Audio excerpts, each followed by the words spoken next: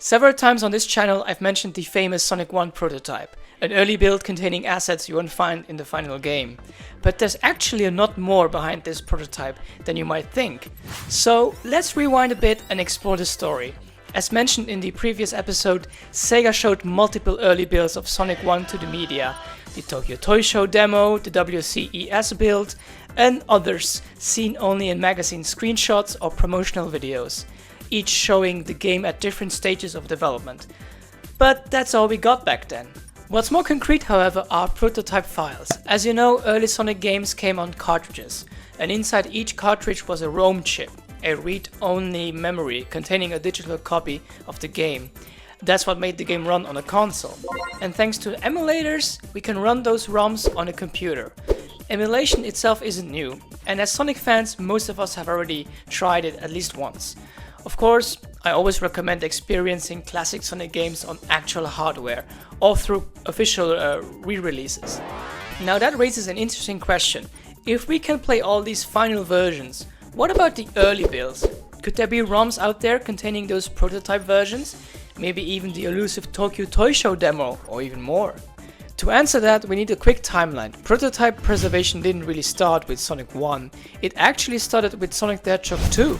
The first major discovery was the Nick Arcade prototype, but the game changer was the Simon Way prototype, found on a Chinese website and shared online in 1998. That moment essentially kicked off the Sonic preservation community, and yes, I'll cover those prototypes in future Oddware episodes. During the 2000s, more prototype builds appeared, Sonic CD, multiple Sonic 2 versions, and more. Fans were able to locate old development cartridges, extract their ROMs, and make them public. This led to dedicated preservation sites like Sonic Retro, the Cutting Room Floor, and Hidden Palace, who documented everything in great detail. You can check out their websites, they're great. Near the end of the 2010s, this effort peaked when Hidden Palace released a huge wave of Sonic-related prototypes, including an early build of Sonic 3. But one mystery remained. What about Sonic 1? For years it seemed like it simply didn't survive. There were many supposed leads, but nothing real came out of it. And with aging hardware, it felt like the prototype might be lost forever. Then, just a few years ago, it finally happened. According to Hidden Palace, an individual known as Bukoru provided a mid-development prototype of Sonic 1. Hidden Palace then released it to the world on New Year's Eve 2020, heading into 2021. It's frankly one of the biggest preservation moments in Sonic history. It was the missing link, the so-called holy grail of Sonic prototypes. And suddenly, after decades of speculation and screenshots, fans could finally play an early version of Sonic 1 themselves.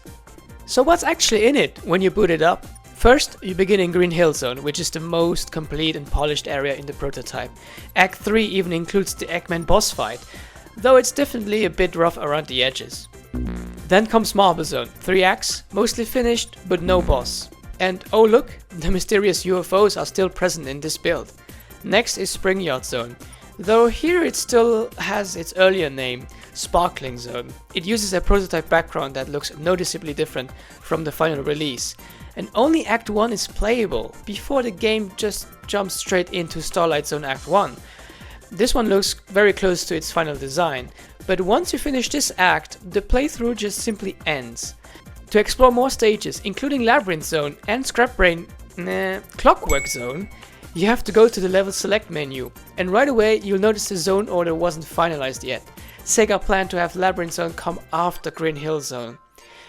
As you play through those remaining stages, you'll see incomplete layouts, incomplete object placements, and some areas that are only partially finished, all very typical of mid-development build, but quite fascinating to examine.